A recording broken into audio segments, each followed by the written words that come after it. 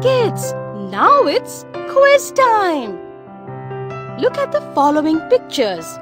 Complete the missing parts and color the pictures with crayons of your choice.